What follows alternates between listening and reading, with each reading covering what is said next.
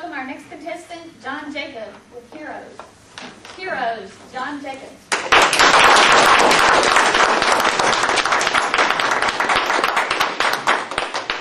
Madam Chairperson, ladies and gentlemen, I'm going to talk to you about heroes, but when I do that, I have to define heroes, because it's different for all of us. My heroes are people who teach me something by example or by instruction to be a better person, to be somebody who doesn't give up and just hangs in there even when things are tough. A person who tells me and shows me that when you have a big goal, you don't do your best, you do whatever is necessary to reach that goal. And a person who shows me that I'm not the only person on earth.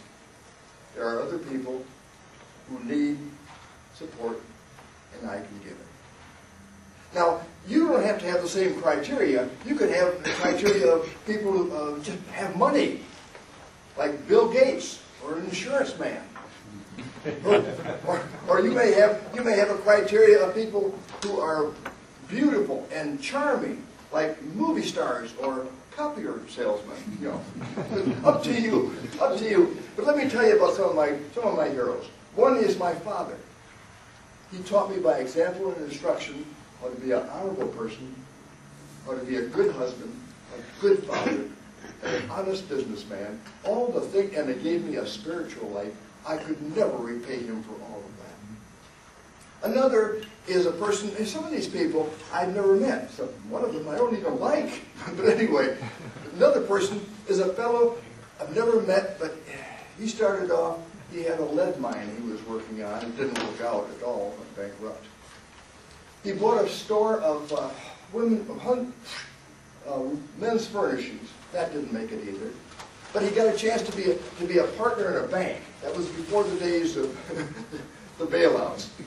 And they sure needed it because they went out of business.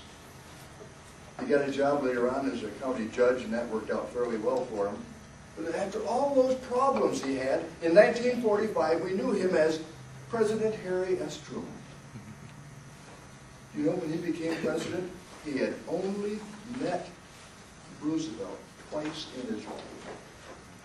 He knew nothing about the government.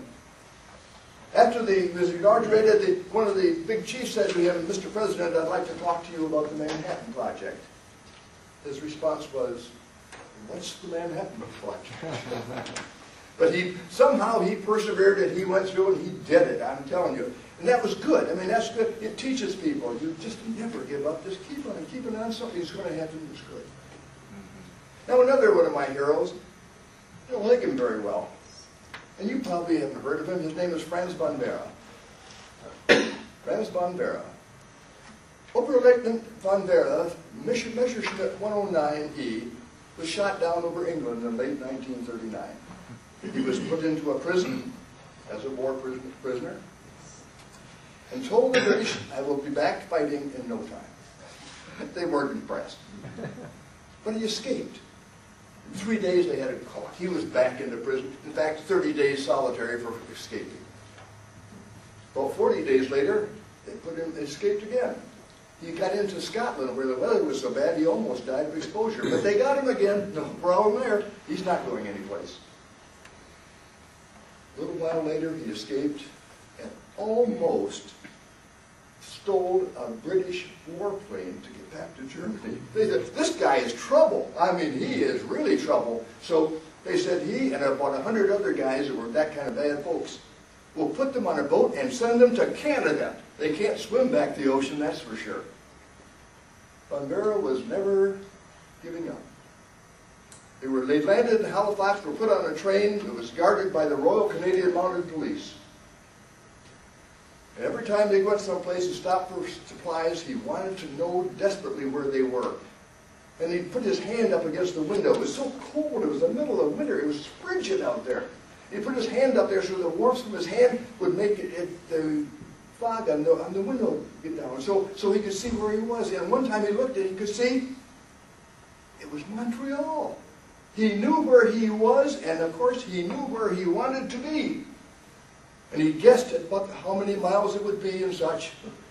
And then, about 2 or 3 hours later, He got the window up, and he jumped into the frigid snow in the night, middle of the night, and they didn't notice it for a little while, but after a while they did, and all the Royal Canadian Mounted Police were looking for him. But it was night, and the next day he found out, I'm just where I thought I was. I'm on the north shore of the St. Lawrence River. He couldn't do anything during the daylight, but at night again, he walked across a very frozen St. Lawrence River to Ogdensburg, New York. And he surrendered to a neutral country. 90 days later, the Oberlin was sitting in the cockpit of a Messerschmitt Me-109. It's just important to him. Now, another one of my heroes is someone I like, and maybe some of you even knew. It's a Hi-Noon Toastmaster. I came here in 1968. I was with Johnson & Johnson from New Brunswick, New Jersey. A fine firm, but they had their share of politics. That's big firms do that. One of the reasons you get ahead in big companies like that is because, one, you have to know something. You have to be pretty good, but you have to have somebody opening the doors, too. I had a vice president that thought I hung the moon, so he opened the doors for me. In 1973, he was pushed out. When they go, all of his people go. And I was let go. I was terrified. I was so hurt. I was embarrassed. But I started looking for a job very quickly. And I came to High Noon every week. And one of the High Noon members called me on the telephone every Wednesday for the 2 months I was out of work. Talked to me for about 15 minutes, telling me that I was a good man, I'm going to make it, don't worry about it, you've got talent, don't get discouraged. After I got a position, I called him first. I said, gee, I don't know what I could have done without your help. You really helped me. I said, what can I do to repay you? He said, here's how. You'll meet somebody someday. Think they're a good man, out of a job, they need you, you support them. About a year later, the fellow named Billy from High Noon lost his job. I did that for him. And he asked me, what can I do? And I said, Billy, pretty soon you're going to meet somebody, so you know what I told him. If we have heroes, we can get heroes, but if we do it right, we can be heroes.